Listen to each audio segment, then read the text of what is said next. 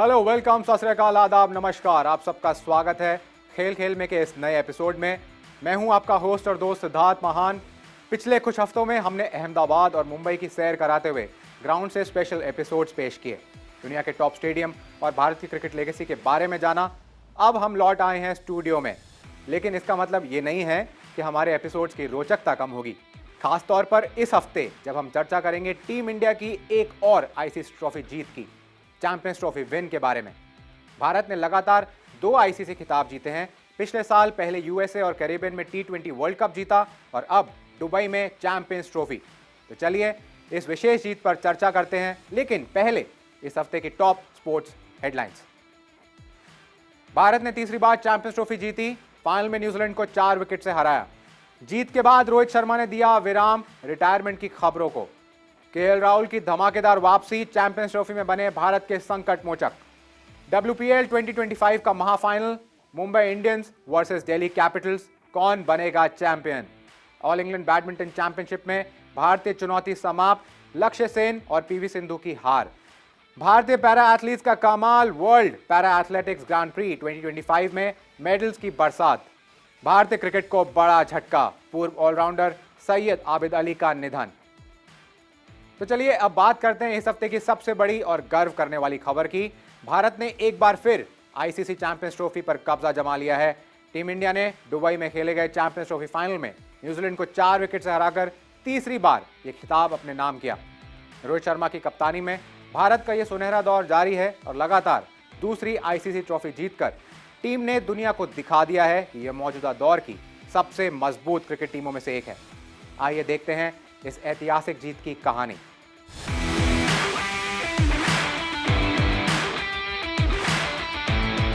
भारत और न्यूजीलैंड के बीच champions trophy का फाइनल, एक ऐसा मुकाबला जिसमें कीवियों ने पूरी ताकत झोंक दी, लेकिन भारत की गहराई और क्लास के सामने टिक नहीं पाए। नतीजा, भारत लगातार दूसरा आईसीसी टूर्नामेंट अपराजय रहते हुए जीता। अब इस वक्त 4 में से 2 बड़े आईसीसी खिताब भारत के पास हैं। दुबई की पिच पर बल्लेबाजी आसान नहीं थी। न्यूजीलैंड ने टॉस जीतकर पहले बैटिंग की और पावर प्ले में तेज शुरुआत की, लेकिन भारतीय स्पिनर्स ने बीच के ओवर्स में शिकंजा कसा। माइकल ब्रेसवेल ने आखिर में तेजी से रन जोड़कर न्यूजीलैंड को 251 रन के स्कोर तक पहुंचाया। भारत की शुरुआत भी धुआंधार रही। पावर प्ले में 64, रोहित शर्मा और शुभमन गिल ने टीम को मजबूत शुरुआत दी, लेकिन न्यूजीलैंड के स्पिनर्स ने मुकाबला फिर से रोमांचक बना दिया। विकेट गिरते रहे, लेकिन केएल राहुल और रविंद्र जडेजा ने ठंडे दिमाग से खेलते हुए भारत को 4 विकेट से जीत दिला दी। न्यूजीलैंड ने लड़ाई तो जबरदस्त लड़ी, लेकिन भारत के स्पिनर्स और बल्लेबाजों की गहराई ने उन्हें पीछे छोड़ दिया। मैच के बाद दोनों कप्तानों के इमोशंस बिल्कुल विपरीत थे। अरे आप मुझे पूछो क्या कितना वो लगता है ये जीतने के लिए। नहीं, देखिए ट्रॉफी तो ट्रॉफी है। आप कोई भी फाइनल्स जीतो आपको बहुत प्राइड फील होता है, और मुझे ही नहीं पूरे टीम को, पूरे नेशन को आज बहुत खुशी फील हो रही होगी, क्योंकि फाइनल किसी भी टूर्नामेंट का जीतना बहुत बड़ी अचीवमेंट है। You know, I think we came up against a good side in the final, but yeah, I think you know we challenged India at times throughout this game, which was pleasing. I think there was probably a couple of small moments where we let it, I guess, get away from us. But yeah, incredibly proud of this group, the way we've kind of gone about it throughout this tournament. वही जीत के बाद fans की खुशी 7वें आसमान पर थी। सड़कों पर आतिशबाजी, ढोल नगाड़े और चारों तरफ इंडिया इंडिया के नारे गूंज रहे थे। जीत गए, जैसे कि मैंने पहले बोला था, मजा आ गया। 2000 में न्यूजीलैंड ने हराया था, वो बदला पूरा हो गया आज। ये हम लोग गोइंग पर डी सेक्टर से आए, स्पेशली इधर पे मैच देखने मिनहल में। तो फैंस जश्न में डूबे हुए हैं और अब ये जश्न जल्द ही उनके फ्रेंचाइजी टीमों में शिफ्ट होने वाला है, क्योंकि आईपीएल बस अगले हफ्ते से शुरू हो रहा है। भारतीय टीम की जीत का जोश अब आईपीएल के रंग में ढलेगा और फैंस के लिए चीयर करने के मौके सिर्फ बढ़ते ही रहेंगे।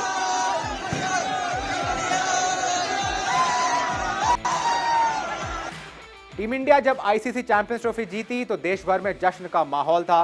लेकिन इसी जश्न के बीच एक और चर्चा जोरों पर थी। क्या रोहित शर्मा और विराट कोहली वनडे क्रिकेट को अलविदा कहने वाले हैं? लेकिन इन अफवाहों पर खुद कप्तान रोहित शर्मा ने पूरी तरीके से ब्रेक लगा दिया, वो भी अपने ही अंदाज में। देखिए ये रिपोर्ट।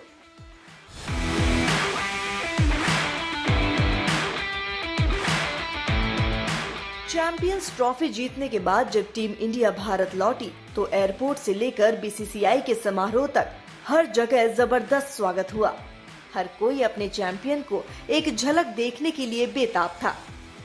लेकिन इस पूरे जश्न से पहले मजेदार लम्हा आया जब रोहित शर्मा और विराट कोहली ने न्यूजीलैंड से जीत के बाद स्टंप्स को पकड़कर डांडिया खेला और फिर रोहित ने मजाक में विराट से कहा, अरे भाई, ये लोग सोचेंगे कि हम रिटायर हो रहे हैं, लेकिन ऐसा कुछ नहीं है।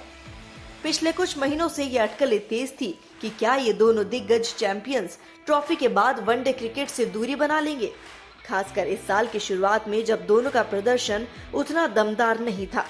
लेकिन रोहित शर्मा ने इन सभी अटकलों पर पूरी तरह से विराम लगा दिया। प्रेस कॉन्फ्रेंस में जब उनसे ये सवाल किया गया तो उन्होंने मुस्कुराते हुए कहा, मैं कहीं नहीं जा रहा, सब कुछ वैसा ही रहेगा जैसा है। I'm not going to retire from this format, just to make sure that no rumors are spread moving forward. अगर परफॉर्मेंस की बात करें तो रोहित और विराट दोनों ने इस टूर्नामेंट में शानदार खेल दिखाया। रोहित शर्मा ने फाइनल में 76 रनों की अहम पारी खेलकर टीम को जीत की ओर अग्रसर किया।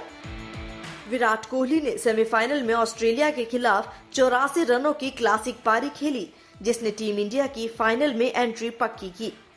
अब देखने वाली बात ये होगी, क्या रोहित और विराट 2027 वनडे वर्ल्ड कप तक टीम इंडिया के साथ बने रहेंगे या फिर आने वाले समय में कोई अहम फैसला लेंगे। तो भारतीय फैंस के लिए राहत की खबर यह है कि हिटमैन और किंग कोहली अभी भी ब्लू जर्सी में नजर आएंगे। लेकिन एक और पहलू यह भी है कि जब तक ये दोनों टीम में हैं, तब तक युवा खिलाड़ियों को खुद को साबित करने का मौका मिलने में देर हो सकती है। ट्रांजिशन मुश्किल होता जा रहा है और खासकर टेस्ट क्रिकेट में दोनों दिग्गजों की फॉर्म पिछले कुछ समय से उतनी प्रभावशाली नहीं रही है। इसी पर और गहराई से बात करने के लिए हमने चर्चा की वरिष्ठ खेल पत्रकार रामेश्वर सिंह जी से। जहाँ तक विराट कोहली और रोहित शर्मा की बात है तो मुझे लगता है कि विराट कोहली में तो अभी 2-3 साल की इंटरनेशनल क्रिकेट बाकी है, बिकॉज उनका फिटनेस लेवल ज़बरदस्त है और उनके रिफ्लेक्सेस जरा भी डाउन नहीं हुए हैं। फॉर्म थोड़ी बहुत ऊपर नीचे हो सकती है, but that can happen to anybody. और जहाँ तक रोहित शर्मा की बात है तो वो वाइट बॉल क्रिकेट में तो कंसिस्टेंटली परफॉर्म करते आए हैं और चैंपियंस ट्रॉफी में उन्होंने प्रूव भी किया है कि still good at international level. But उनका टेस्ट करियर अब और ज़्यादा लंबा खींचेगा, इसको लेकर मुझे डाउट है। किसी भी खिलाड़ी के लिए आलोचना से वापसी करना आसान नहीं होता, लेकिन केएल राहुल ने 2025 चैंपियंस ट्रॉफी में अपने प्रदर्शन से खुद को पूरी तरीके से साबित कर दिया है। 2023 वर्ल्ड कप फाइनल की हार के बाद उन पर सवाल उठे थे, लेकिन इस बार उन्होंने एक नई भूमिका निभाते हुए भारत की जीत में अहम योगदान दिया।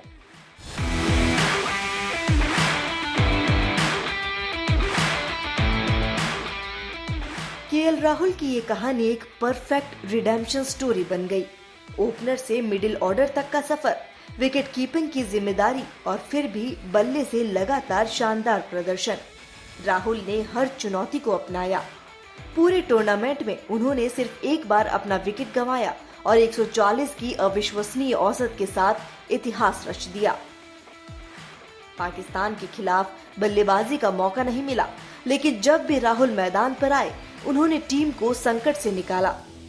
I try and see what the best thing is for the team and for me to do in that scenario, and I try and do that.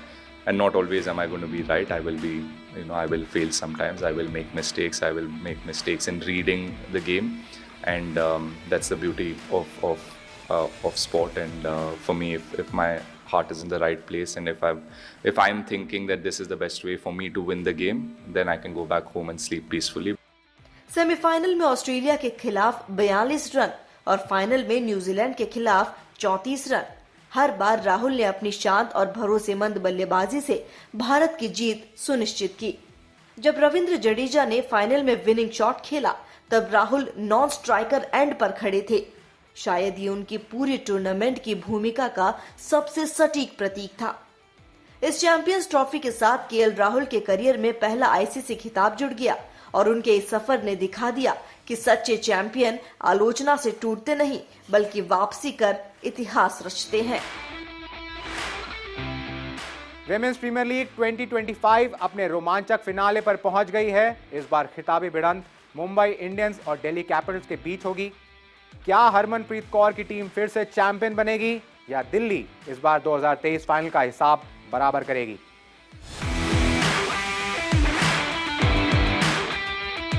WPL के आखिरी लीग मैच में मुंबई इंडियंस ने गुजरात जॉयंट्स को हराकर final में जगह बनाई। इस जीत में नेट स्कीवर ब्रंट, हेले मैथ्यूज और हरमनप्रीत कौर की शानदार बल्लेबाजी का अहम योगदान रहा। 213 रनों का विशाल स्कोर खड़ा करके मुंबई ने 47 रनों से बाजी मारी और WPL में गुजरात के खिलाफ अपनी 7-0 की अपराजय बढ़त बरकरार रखी। मुंबई इंडियन की हाई नेट स्कीवर ब्रंट इस सीजन की टॉप स्कोरर रही है, जिनके बल्ले से 416 रन निकले। तो वहीं गेंदबाजी में भी मुंबई इंडियन के अमेलिया केर और हेले मैथ्यूज ने 14-14 विकेट लेकर शानदार प्रदर्शन किया। अब बस कुछ ही देर में इस बड़े फाइनल का आगाज होने वाला है। क्या मुंबई दोबारा चैंपियन बनेगी या इस बार दिल्ली बाजी मारेगी?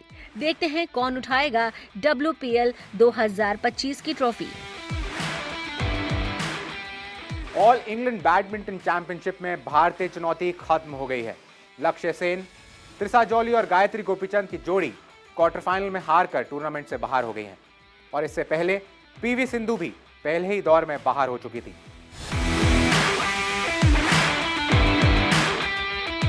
भारत के स्टार शटलर लक्ष्य सेन का सफर ऑल इंग्लैंड बैडमिंटन चैंपियनशिप में क्वार्टर फाइनल में थम गया।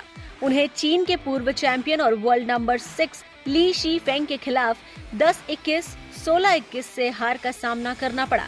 वहीं महिला डबल्स में त्रिसा जॉली और गायत्री गोपीचंद की जोड़ी भी चीनी जोड़ी लियू शेंगशु और तान निंग से हारकर बाहर हो गई। इससे पहले सात्विक साईराज, रंकी रेड्डी और चिराग शेट्टी भी चोट के कारण टूर्नामेंट से हट गए थे। भारत की दिग्गज बैडमिंटन खिलाड़ी और 2 बार की ओलंपिक मेडल विजेता PV सिंधु इस टूर्नामेंट में ज्यादा आगे नहीं बढ़ सकी। उन्हें पहले दौर में ही कोरिया की किम गा-यून के खिलाफ हार का सामना करना पड़ा। इसके साथ ही ऑल इंग्लैंड बैडमिंटन चैंपियनशिप 2025 में भारतीय चुनौती समाप्त हो गई। हमारे इस कार्यक्रम में हम सिर्फ मुख्यधारा के खिलाड़ियों की ही नहीं बल्कि उन पैरा एथलीट्स की कहानियां भी आपके सामने लाते हैं जो अपनी कड़ी मेहनत और संघर्ष से देश का नाम रोशन कर रहे हैं। और इसी का शानदार उदाहरण वर्ल्ड पैरा एथलेटिक्स है, जहां भारतीय पैरा एथलीट्स ने कमाल का प्रदर्शन किया।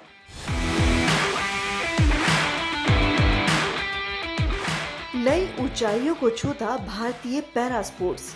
World para athletics grand prix 2025 में भारत का दबदबा साफ दिखा।